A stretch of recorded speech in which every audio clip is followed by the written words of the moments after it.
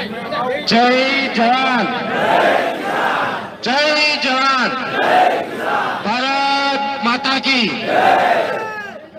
ખૂબ ખૂબ ધન્યવાદ. બધા શાંતિથી બેસી જાઓ, કેમ કે હવે આપણે થોડી જ વારમાં જે હું મારી આ વાત રજૂ કરવા જઈ રહ્યો છું, વાત રજૂ કરી અને આપ સૌની સાથે આપણે બધા સાથે હવે હમણાં થોડી જ વારમાં આપણે કલેક્ટર સાહેબને જે આપણું અલ્ટિમેટમ છે આપવા જવાનું છે.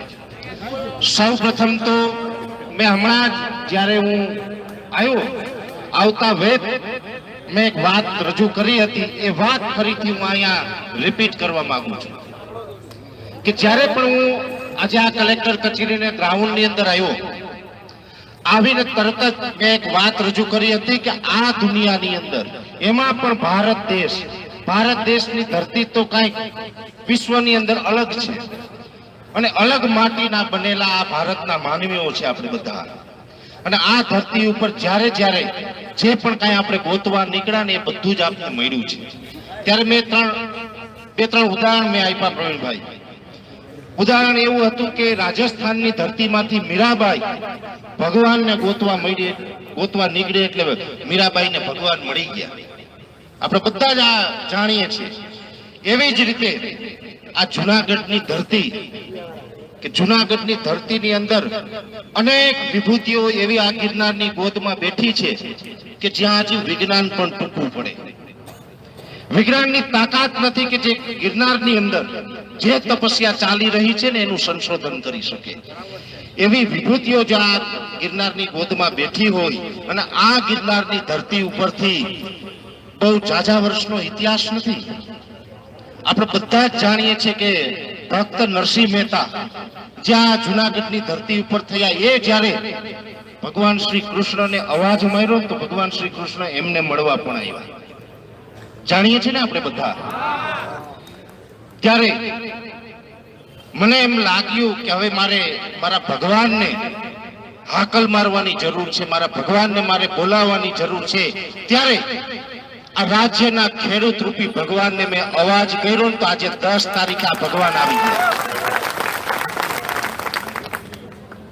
આ ધરતી ઉપરથી હું આ પધારેલા રાજ્યના ખૂણે ખૂણેથી જે કિસાન ભાઈઓ આપણા ખેડૂતો છે, આ તમામ ખેડૂત ભાઈ છે, એની સાથે મારે ભક્ત અને ભગવાનનો સંબંધ છે. હું એક સેવક બની અને જ્યાં સુધી જીવું ત્યાં સુધી આ મારા ગુજરાતનું કંઈક ભલું કરી શકું, હિત કરી શકું, એ દિશામાં કામ કરતો રહેવાનું છે. એટલે સૌ પ્રથમ તો ગુજરાતના તમામ ખેડૂત ભાઈઓને મારા નતમસ્તક વંદન. સાથે આમ તો આજે આ જે આપણે બધા ખેડૂતો છે ને આ બધા ખેડૂત આગેવાનો છે, બધા જ ખેડૂતો છે. મંચસ્થ તમામ અમારે ડાયાભાઈ ગજેરા, તમે વિચાર કરો કે વડીલ છે, એમને ચાલવાની તકલીફ છે, ટેકો લઈને ચાલે છે, છતાં પણ ખેડૂત માટે ક્યાંય પણ સંઘર્ષ કરવાનો હોય ને ત્યારે કિસાન સંઘર્ષ સમિતિ એ પોતે એક સંગઠન ચલાવી રહ્યા છે. ડાયાભાઈ ગજેરા, તાળીઓથી વધાવો. મિત્રો, એવી જ રીતે ખેડૂત માટે ક્યાંય પણ લડવાનું હોય ત્યારે પાલભાઈની હાજરી હોય, કમલેશભાઈ પાનસુરિયા હોય, રાજુભાઈ હોય, હરેશભાઈ સાવલિયા હોય. એવી જ રીતે કરશનદાસ બાપુ ભાદરકા છે, રેશમાબેન છે. અને આ ધરતીના એક રત્ન કહી શકાય, જેને ભૂદેવ કહીએ એવા આ જુનાગઢના માજી ધારાસભ્ય ભીખા બાપા પણ આપણી વચ્ચે પધાર્યા છે. ભૂદેવને પણ તાળીઓથી વધાવો. ભીખા બાપા પણ હંમેશા ગમે ત્યાં ક્યાંય અન્યાય થતો હોય તો એ લડવામાં બધાની સાથે હોય છે, એનો સાથ સહકાર હોય છે. એવા અલગ અલગ રીતે જે આપણે લડીએ છીએ ત્યારે અમારે ઘેરમાં કાંઈ પણ હોય ને એટલે કરશનભાઈ સોલંકીને યાદ કરીએ. અને હું તમને એટલું કહું કે ખેડૂતોને જ્યારે જ્યારે અમે યાદ કરીને ત્યારે અલગ અલગ જવાબદારી અમારે ક્યાંય પણ આપવી પડતી હોય છે. ઘેર હોય કે જુનાગઢ વિસ્તારની અંદર હોય ત્યારે ગમે એવડી જવાબદારી આપીએ ને કે જેમાં કદાચ જીવનું જોખમ ઊભું થાય ને તો પણ 1 મિનિટ વિચાર કર્યા વગર જવાબદારી લઈ અને અમને ખંભેથી ખંભો મિલાવી અને જે અમારી સાથે ઊભી રહી ને એ આ કરશનભાઈ ખેડૂત છે. એવા જ અમારે આમ તો અહીંયા જુનાગઢ બાયપાસનું આંદોલન થયું હતું, તમને બધાને ખબર છે કે જે જમીનો માટે લડ્યા હતા ખેડૂતો. કારાબાપા એવા કે કારાબાપા એ તો ઉંમર છે એટલે કદાચ ઉંમરને કારણે ન પહોંચી શકે, પણ એમના સુપુત્ર કેમ કે એ અહીંયા ઉભા છે. અને અમારે રમેશભાઈ પણ આજે આ કાર્યક્રમની અંદર સતત મારી સાથે સંપર્કમાં હતા. હવે મિત્રો વાત એ છે કે આમ તો વચ્ચે ફોન ક્યાંક બંધ કર્યો, ક્યાંક ચાલુ કર્યો, ક્યાંક બંધ કર્યો. છેલ્લી 36 કલાક જે રીતે હું ભાગતો ફરતો હતો, મને દુઃખ એ વાતનું થાય કે જ્યારે આ જગતના તાત માટે જો કાંઈ અવાજ ઉઠાવવો હોય તો મારે ભાગતું ફરવું પડે ને આ અમારા જુનાગઢના બુટલેગરો 20 લાખની 25 લાખની ગાડીઓમાં આરામથી એના ઘરમાં એના બંગલામાં બેઠા. ભાગતું એટલા માટે ફરવું પડ્યું. મને અંદરથી એવી ઘણી બધી હિંટ મળી, ઘણા બધા લોકો મારી પાસે આવ્યા, મારી ઓફિસે આવ્યા, મારા ઘરે આવ્યા.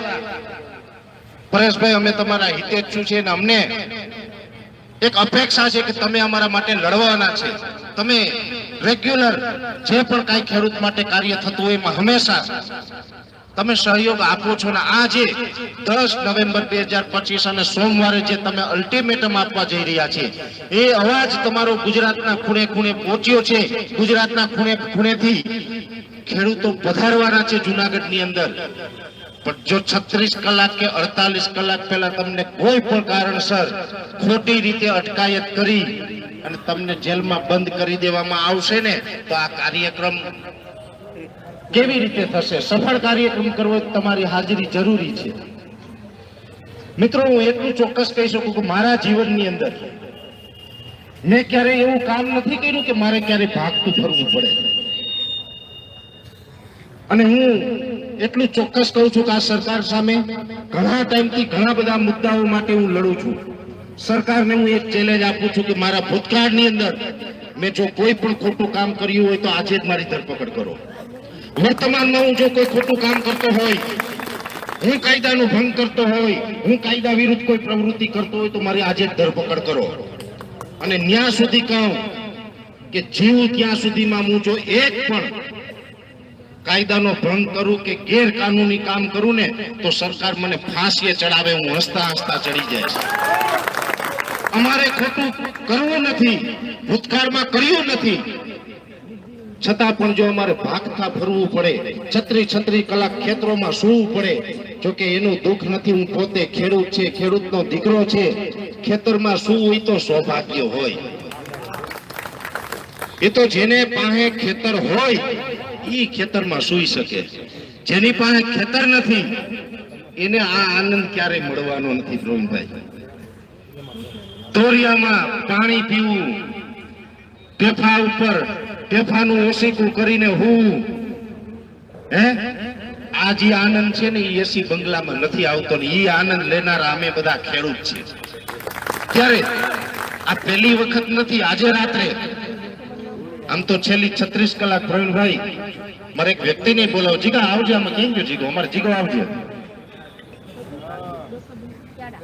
મારે 36 કલાક અમે જે રીતે રખડતા હતા ને તે જ વ્યક્તિ ત્રીજા વ્યક્તિને ખબર ન પડે ને એટલે મને જેના ઉપર સંપૂર્ણ વિશ્વાસ છે, કદાચ મને કોઈ બંદૂકની ગોળી મારવામાં આવે ને, બંદૂક લઈને આવે ને તો આ વ્યક્તિ હંમેશા વર્ષોથી મારી સાથે છે કે પેલા બંદૂકની ગોળી ઈ ખાય ને આની છાતી હોહરી નીકળે ને તો મારા સુધી ફૂંગી હગ્યા. આયો અમે આમ તો મિત્રો નથી, ભાઈ નથી, પણ કહી શકાય કે ભગવાને મોકલેલા જોડીદાર એવા છે જિગ્નેશભાઈ દેવાણી છે કે હર હંમેશ કાંઈ પણ હોય સતત અને આજકાલ નહીં હોય આ વર્ષોથી કાંઈ પણ હોય પરવાહ કર્યા વગર નીકળી જાય કે જે થાય પરેશભાઈની સાથે છે અને જ્યાં તકલીફ પડે ત્યાં દરેક જગ્યાએ સહકાર આપે છે. બીજું વ્યૂહરચના બનાવવાની હોય ને ત્યારે એની ઉંમર નાની છે આ છોકરાની, પણ મને એવું માર્ગદર્શન પૂરું પાડે છે કે જેવા માર્ગદર્શન મને બુદ્ધિજીવીઓ નથી પૂરું પાડી શકાય એવું માર્ગદર્શન કોણ પૂરું પાડે છે, અને હું સૌભાગ્ય માનું છું મારું કે આવા વ્યક્તિ સાથે હોય ને તો પછી આપણે કે ડરવાનું કે ગભરાવાનું હોય નહીં. બીજી વાત, ઘરેથી નીકળીએ ને છેલ્લા ઘણા ટાઈમથી, એમાં પણ આ આપણે અલ્ટિમેટમ નું આયોજન થયું ને, આજની તારીખે મારી ઘરે મારા કપડાનો થેલો તૈયાર રાખ્યો મારા પરિવારે. આ હું સત્ય વાત કરું છું પ્રવીણભાઈ, મારા ઘરે કપડાનો થેલો તૈયાર રાખ્યો. કદાચ ખોટી રીતે કે કોઈ પણ રીતે આ આંદોલન તોડવા માટે સરકાર કદાચ મને કોઈ કાયદા વિરુદ્ધ ફસાવી અને મને જો જેલમાં પૂરે ને તો પરિવારને કીધું થેલો મોકલાઈ દેજો. બરાબર ને? એટલે થેલો એક તૈયાર રાખ્યો છે, અને પરિવારને જ્યારે કહીએ ને કે ભાઈ હવે 2-4 દિવસ આ રીતે જોખમ છે તો મારે થોડુંક કાર્યક્રમમાં હાજરી અપાય ને એટલા માટે ઘર છોડીને બીજે રખડવું પડશે. એટલે મને પૂછે કે કોણ જાવ છો, એટલે મેં કીધું હું છે ને અમારે જિજ્ઞેશ દેવાણી જીગો છે. એટલે મારો પરિવાર પણ એકદમ નિશ્ચિત થઈ જાય કે ભાઈ જીગો છે એટલે કોઈ ચિંતા નથી, ઈ અમારા પરેશને એમ કેમ પાછો લઈ આવશે આ વિશ્વાસ સાથે. અને બીજું બધા છે જ, આપણો બધો પરિવાર છે. પણ અમે આજે ખેતરમાં સૂતા હતા અને જે જંગલમાં અહીંથી આગળ 25-30 કિલોમીટર આગળ મેંદડાથી આગળ અમે જંગલમાં સૂતા હતા, સામે સિંહ ડણક દેતા હતા. અને એમાંય અમારે એવો મેસેજ મળ્યો કે તમે જે વાડીએ સૂતા ને ત્યાંથી ફરી જાઓ 2-5 કિલોમીટર આગળ, એવો અમને મેસેજ મળ્યો. એટલે અમે જાતા હતા ને દીપડા ને હામ આ બે થઈ ગયા. રાતે આ બધું હવે કષ્ટ વેઠી, ધન્યવાદ જિગ્નેશ, અને હવાર પાડી અને ભાઈ મને અહીં સુધી પહોંચાડી ગયો. અને આય પછી તમે બધા હતા એટલે મેં કહી દીધું કે હવે કોઈની માઈ હવા હેર હું જ નથી ખાધી મારી. હવે આપણે મહત્વનું એ છે કે આ જે આપણે લડતની શરૂઆત કરી છે,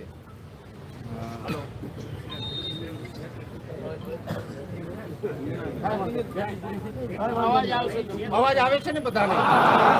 આજે આપણે આ જે કાર્યક્રમ જે આજે શરૂઆત કરી છે, લડતની શરૂઆત કરી છે, આ લડતની અંદર આપણે મીડિયાના મિત્રો સમાજનો ચોખ્ખો પાયો કહેવાય છે, આ પણ આખી ટીમ અહીં ઉપસ્થિત છે. આપણે ખૂણે ખૂણેથી જે ગુજરાતના ખેડૂત ભાઈઓ પધારેલા છે આ આપણે બધા ઉપસ્થિત છે. આપણો હેતુ, આપણું ધ્યેય એ 3 માંગોને લઈને અત્યારે છે.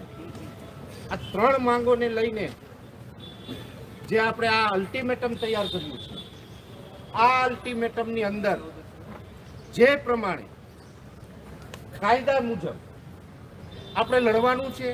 આ લડાઈ છે આપણી 1 દિવસની નથી, આ લડાઈ આપણી 1 દિવસની નથી. આના માટે આપણે બધાએ લાંબી તૈયારી રાખવાની છે. એટલા માટે કે આ સરકાર પણ કદાચ એવું વિચારતી હશે કે 1 દિવસનો કાર્યક્રમ કરશે, ખેડૂત ભેગા થશે, સાંજે બધા અલગ પડીને સૌની ઘરે જઈ અને ખેતી કામમાં વર્ગી જશે, એટલે 1 દિવસ આને સહન કરી લ્યો. પણ આ કામ નથી કરવા. જો આવું વિચારતી હોય તો હું અહીંયા મીડિયાના મારફતે આ કાર્યક્રમના મંચ ઉપરથી કહું છું કે આ ખોડિયામાં પ્રાણ છે ત્યાં સુધી આ મુદ્દાઓ માટે લડતું રહેવાનું. એના માટે જ્યાં સુધી આ સરકાર આ 3 માગણી પૂરી ન કરે ત્યાં સુધી જે પણ કરવું પડશે, જે રીતે લડવું પડશે એ લડવાનું છે. પણ એટલો વિશ્વાસ ચોક્કસ આપું છું કે અમે ખેડૂત છે, જગતના તાત છે, કાયદા કાનૂનને માનવાવાળા માણસો છે. કોઈ જ રીતે કાયદો હાથમાં લઈને નહીં લડીએ, કોઈ જ રીતે કાયદો હાથમાં લઈને નહીં લડીએ, પણ કાયદાની લડત એવી હશે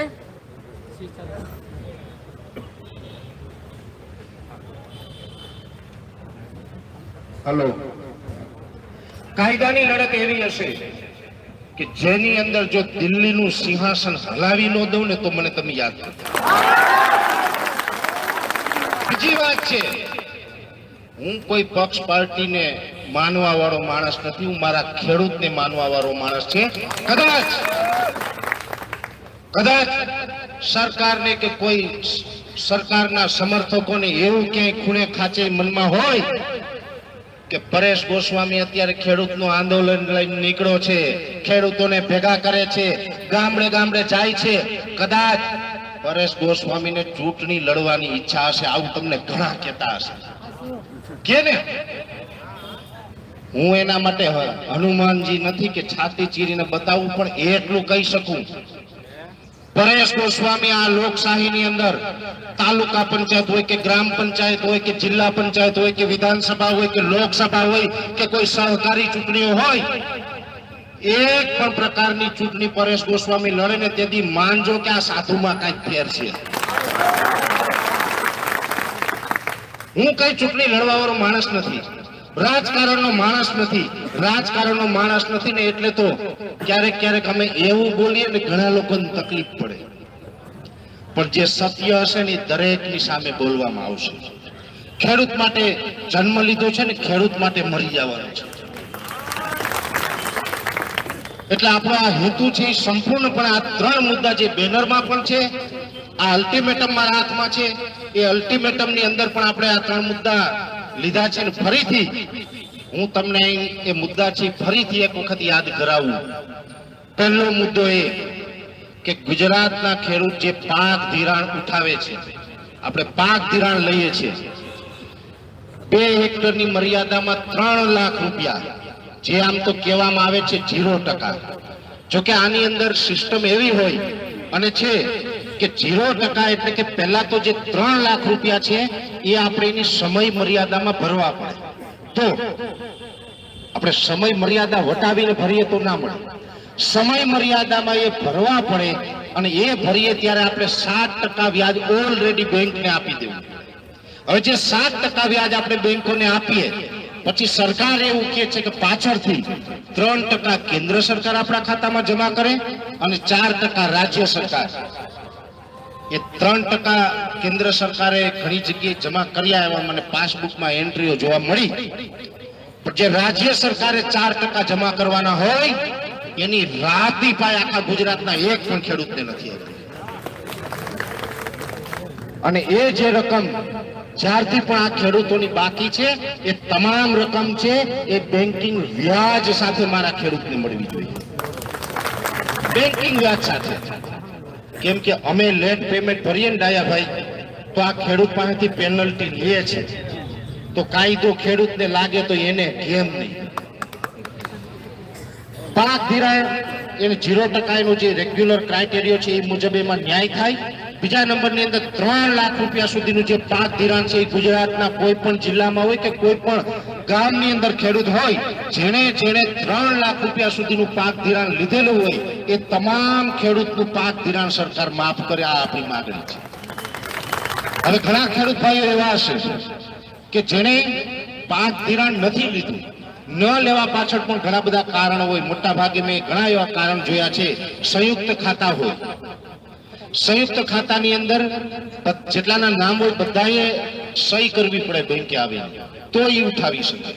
હવે ઘણા છે આપણા સ્વજન છે ક્યાંક બહાર હોય, કેમ કે ગામડાની અંદર ખેતીમાંથી બધાનું ગુજરાન ચાલતું નથી, બધાનું ભરણ પોષણ ન કરી શકાય, તો એવી પરિસ્થિતિમાં આપણા ગામડાના યુવાનો ઘણા એવા છે કે એક સિટીથી બીજા સિટીમાં, બીજા રાજ્યમાં, ઘણા બીજા દેશમાં પણ રોજગારી માટે ગયા છે, તો આપણે બધાને ખબર છે.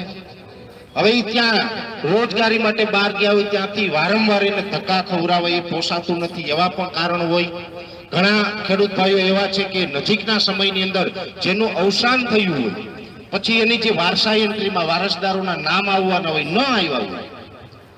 બીજા પણ ઘણા બધા કારણો હોય કે એ કારણસર એની પાક ધિરાણ લીધું નથી. માની લો જો એવા કારણસર પાક ધિરાણ ન લીધું હોય એવા ખેડૂતોને પણ સરકાર 3 લાખની મર્યાદામાં ડાયરેક્ટ એમના ખાતામાં પહોંચાડે. એટલે પાક ધિરાણ માફની અંદર આપણી આવી શરતો છે. બીજું 2019 ની અંદર રતનસિંહ બાપુ બેઠા કોઈ ગયા બેહજો બાપુ. રતનસિંહ બાપુ 2019 નો જે આપણો પાક વીમો પાસ થયો હાઈકોર્ટ સુધી લડ્યા. એક લડાયક વ્યક્તિ છે. ઘણી બધી પક્ષ પાર્ટી છે ને રતનસિંહ બાપુને દરવાજો ખખડાવ, બાપુ આવો ને પાર્ટીમાં, પણ બાપુ કહે કે નહીં હો, હું તો ખેડૂતનું કામ કરવા વાળો છે, પાર્ટીનું નહીં. એટલે એ એકદમ નિષ્પક્ષ છે પણ ખેડૂત માટે લડતા રહ્યા છે. રતનસિંહ બાપુ હાઈકોર્ટ સુધી લડ્યા અને એ વીમો છે પાસ થયો, જે આજે 50% કરતા પણ વધુ ખેડૂતો એવા છે કે એમના એકાઉન્ટમાં એ 2019 નો પાક વીમો જમા નથી થયો. સાચું ને? તો એ પાક વીમો છે એ ખેડૂતના ખાતામાં જમા કરવામાં આવે. આ એક માગણી.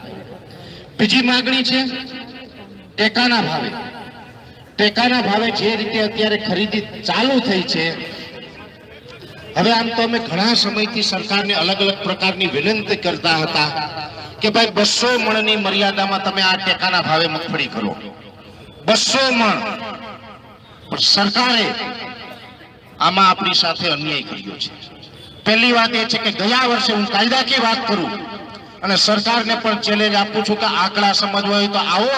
અમે ભલે ખેડૂત છે પણ અભણ નથી. અમારા બાપાએ ખેતી કરતા કરતા ભલે કદાચ પોતે ભણ્યા હોય ન ભણ્યા હોય, પણ મારા ખેડૂત ભાઈઓ પેટે પાટા બાંધીને એના દીકરાઓને ભણાવ્યા. આ વાત તો બધાએ માનવી પડશે. કા કરશનભાઈ? પોતે ભણ્યા નથી પણ દીકરાઓને ભણાવ્યા. અમે એમ કહીએ છીએ કે અમારા બાપાએ જેમ તેમ કરીને પણ અમને ભણાવ્યા, એટલે અમે તમારી સાથે વાત કરી શકીએ જેની અંદર ટેકાના ભાવે. આમ તો ગયા વર્ષે જે આપણે મગફળીનું ઉત્પાદન આવ્યું હતું એ 44 લાખ મેટ્રિક ટન ઉત્પાદન હતું. એમાંથી 12.66 લાખ મેટ્રિક ટન સરકારે ટેકાના ભાવે ખરીદી કરીને બાકી ઓપન માર્કેટમાં વેચાણો. અને એના માટે 3 લાખ ખેડૂતોએ ટેકાના ભાવે વેચાણ કરવા માટે રજીસ્ટ્રેશન કરાવ્યું હતું. હવે આ વર્ષે પરિસ્થિતિ શું થઈ તો કે સતત પોષણક્ષમ ભાવ નથી મળતા, એટલે કપાસ હોય, સોયાબીન હોય, અન્ય પાકો હોય એનું વાવેતર ઘટ્યું ને સ્વાભાવિક મગફળીનું વાવેતર વધ્યું. મગફળીનું આ વખતે વાવેતર વધ્યું. એમાં સરકારી પાણીપત્રકના આંકડામાં આપણા મુખ્યમંત્રી સહિતના લોકોએ સ્વીકારેલી વાત એવી છે કે 66 લાખ મેટ્રિક ટન ઉત્પાદન આવવાની સંભાવનાઓ છે. જો કે આ સંભાવનાઓ હતી, પણ જે છેલ્લું 25 ઓક્ટોબર થી લઈને 2 નવેમ્બર વચ્ચે જે માવઠું થયું એમાં આપણા બધાનું સપનું રોડાઈ ગયું. આ માવઠામાં પણ ખાસ સરકારે આ વર્ષે પણ શું જાહેરાત કરી તો કે અમે 15.21 લાખ મેટ્રિક ટન મગફળી છે એ ટેકાના ભાવે ખરીદશું. આ વર્ષે ખેડૂતોએ જે રજીસ્ટ્રેશન કરાવેલું છે એ 9,32,000 ખેડૂતોએ ટેકાના ભાવે રજીસ્ટ્રેશન કરાવેલું છે. તો સ્વાભાવિક રીતે 15.21 લાખ મેટ્રિક ટન મગફળી જો સરકાર ખરીદે તો બધા જ ખેડૂતોની સાથે ન્યાય નથી થવાનો, અન્યાય થવાનો છે. એટલે અમે રાડો પાડીને કહીએ છીએ કે તમે જે કરવા જઈ રહ્યા છો એનાથી ખેડૂતોને અન્યાય થશે. જેથી કરીને તમારી ખરીદ ક્ષમતા વધારો. તમે જે 15 લાખ ટનની વાત કરો છો એટલો તમે ઓહરો કરીને ઓરા શકીને પાલભાઈ વટે માર્ગુન ખવડાવી દઈએ. ખેડૂત જ્યારે ઉત્પાદન લઈને આવે તો સરકારની જવાબદારી થાય કે એનો પૂરતો ભાવ મળે અને એની વ્યવસ્થા કરવી સરકારની જવાબદારી છે. એટલા માટે માંગ કરી રહ્યા છે. એટલે ખરીદ ક્ષમતા વધારે. સરકાર છે 200 મણ મગફળી પૂરેપૂરી ખરીદે એવું મેં આમાં લખ્યું છે. અને સાથોસાથ અત્યારે જે આ માવઠાને કારણે મગફળી પલળી ગઈ છે, હવે પલળેલી મગફળીનો પાલભાઈ ખેડૂતોની જે આ વેપારીઓ જે આવે છે ને ગામડે, એ ગામડે વેપારી આવીને 400 રૂપિયા માગે. બોલો 400 રૂપિયા મગફળી વેચાય? પોહાય? એક ઉદાહરણ આપું. આપણે ખેડૂત છે, ઘણી વખત એવું બનતું હોય વાડી આપણે ખેત ઓજાર હોય, દાઢો હોય, રાપ હોય, પંચ્યા હોય, અલગ અલગ આપણી પાસે સાપણીઓ હોય, હાથી ક્યાંક ભાંગી ગયું હોય તો એ બધું ભંગાર થાય. પ્લાસ્ટિકની લાઈનો હોય, આપણે ભંગાર ભેગો કરીએ ને અને કોક દિવસ એ ભંગારનો કોથળો ભરી અને ભંગાર વાળાને બોલાવીને કહેજો કે આ ભંગાર લઈ જતો.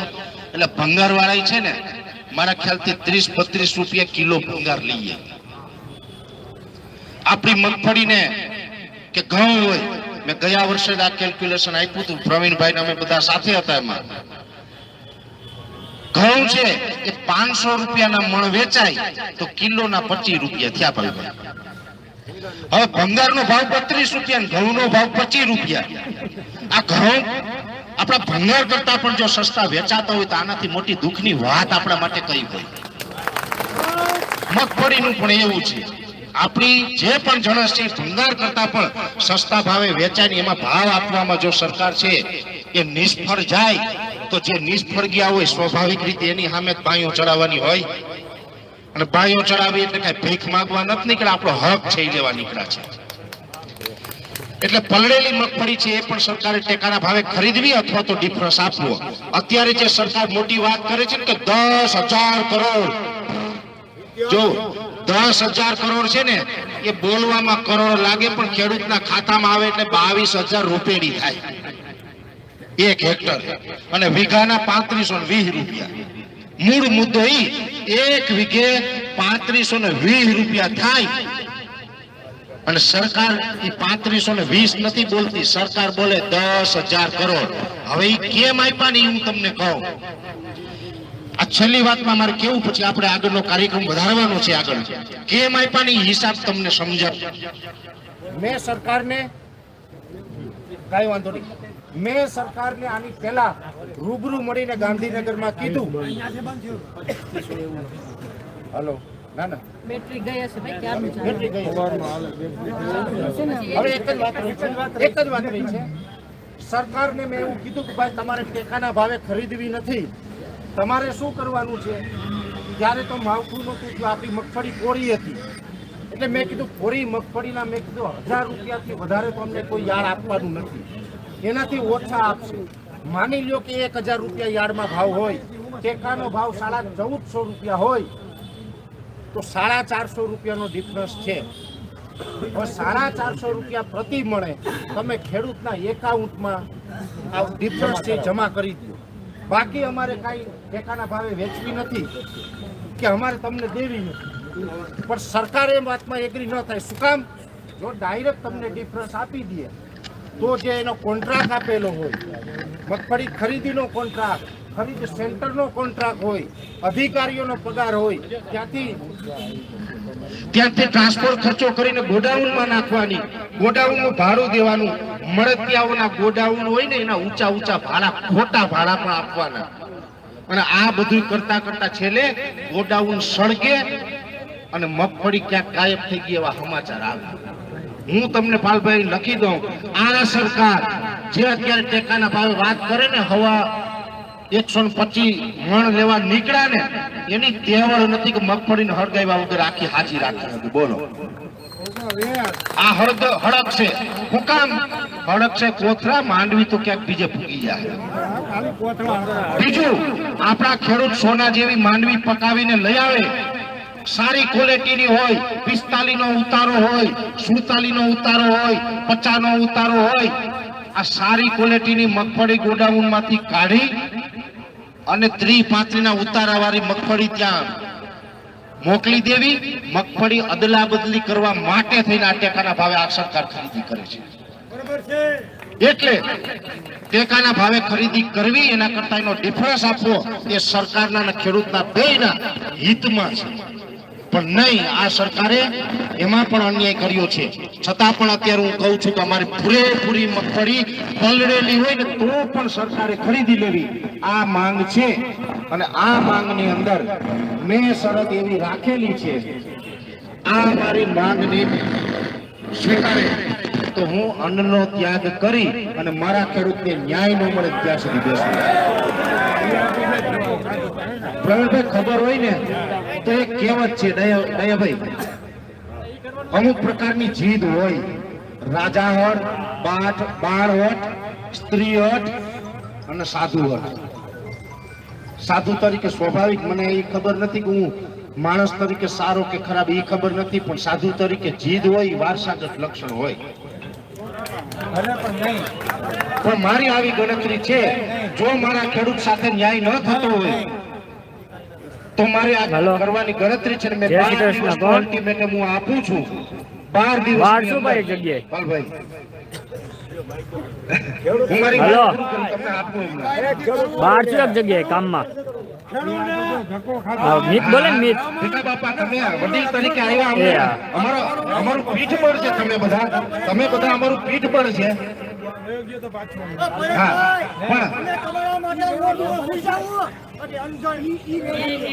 તમે અમારા વડીલ છો, બધા અમારું પીઠ બળ છો, એમાં કોઈ સવાલ નથી. પણ આ મારી અંદરની લાગણી છે. પરેશભાઈ, આ ખેડૂત છે, the father farmer of the world, the father farmer of the world. આ ખેડૂત છે, જગતનો તાત છે, અને જગતનો તાત એટલે શું કામ કરવાનું હોય? ગાય બ્રાહ્મણ સાધુને રક્ષણ કરવાનું હોય. અને તમે આ વાત કરો છો અને બીજું તમે